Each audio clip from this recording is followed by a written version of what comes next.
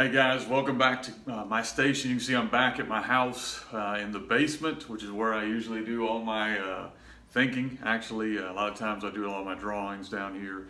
So this week I've been talking about belly series. So I promised I would do some board work. So this is the episode. I'm gonna do a little bit of work against multiple fronts on the board.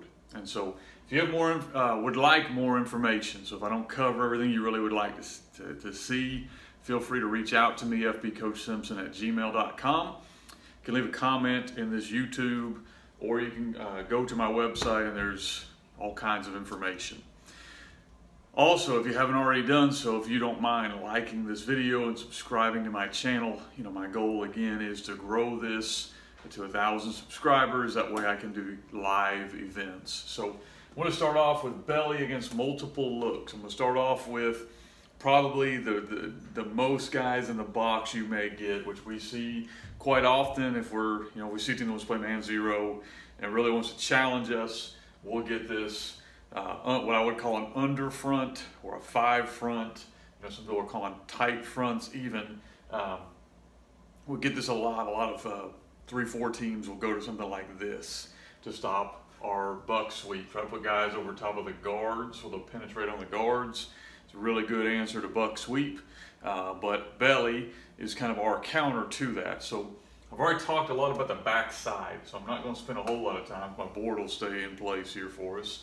On the back side, there's 2 ways you can handle these 2 guys, and I hit that in the RPO session. Our base rule would be we would cut. We're gap hinging, so there's a guy in our gap, so we're going to probably cut that guy or handle that guy.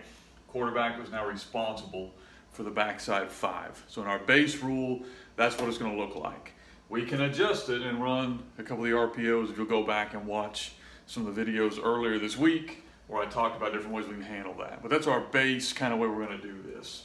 Okay, so now we're going to go to our normal rules. Our center has number 1, he's on, backside. Well, on is here. Okay, on is here. Our guards rule is the number 1 first level defender to the play side, so he's not threatened here, so it's going to be here. So we're going to get a natural double team in this look to backside linebacker. So these 2 are going to handle those 2. If you're a zone guy, duo guy, that's comfortable for you. If you're not one of those, you're a wing T guy, a little different, but we're going to go ahead and double to backside. Okay, tackle has number 2. Well, there he is. So depending on what he's playing, is he playing a 5, a 3, a 4? We're going to give him a 2-way go. Make our block as easy as possible for our strong tackle. If this guy's playing outside shade, we're going to take him there. No big deal to us. If he wants to come the that's fine. What you cannot have is you can't give this defensive lineman a 2-way go. You can't let him stonewall you in the hole and play B gap and C gap. You got to make him choose a gap. Because we're a little different on belly.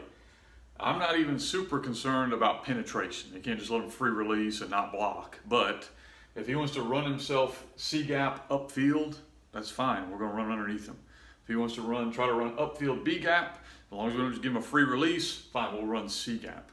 So it's more important to us that you seal him one way or the other than it is that you get movement. Okay. Tight ends rule is block out. So he's going to block out. Remember, our wing is going to wrap to first uncovered gap, which in this scenario is right here. So he's going to wrap and come lead on play side linebacker. Okay, our guard is going to skip pull first hole, which should be here. And notice here, we got 2 guys blocking 1 guy. Well, that's fine. That's the design of the play. The reality is the defense is probably going to have a fitter here or a fitter here who's going to try to come inside. So there's a good chance your guard handles whatever that extra fitter is because he's going to be second guy to the party. If they don't, that's fine. He can handle him. What if we don't get our double team? The guard can clean that up. So we don't really give the guard you have that guy. You're skip pulling, your eyes are straight forward, running full speed. Whatever color shows up, that's you. Okay, you're going to handle that. I've talked about a couple adjustments we can make over here. We could fan block this if he's a problem and still get it taken care of. Talked about in previous videos, you could steal this, read that guy. Okay, so there's different looks that we can do to make our belly work. What we like about it is it's so versatile. So if you watched this week, you saw we ran belly against a 4-front team. We've run against a 3-3 stack team. It's from the videos I showed. A 3-4 team, now an eagle down, squeeze down, everything down 3-4 team or 5-front team, whatever you want to call that.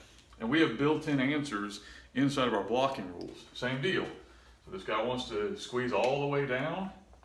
We're just going to push him here, and built into our rules, skip pull, first available hole, hit the first hole, and now the play went C gap.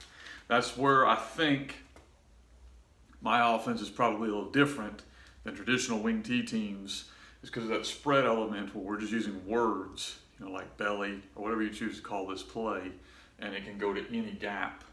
And I haven't even dealt with the backfield action that you can do. So we can run belly traditionally to our F. We can run it with our quarterback. We can run different looks behind it. If you watch previous episodes, we can run it out of trips. We can run it out of empty. We can run it out of flop. We can run it out of whatever, because our rules stay the same. So hopefully you guys get something from this.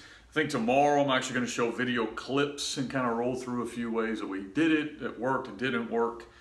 If you have a chance, guys, I'd appreciate it if you subscribe to my channel or like this video, or if you got a comment, you can leave it in this. Or if you like the shirt here, I've got a few extra shirts available. You can go on my website if you want to wear one of the, I think this is by far my favorite piece of clothing to wear. You can go on my website, bigcoachsimpson.com. I think there's a link somewhere in there.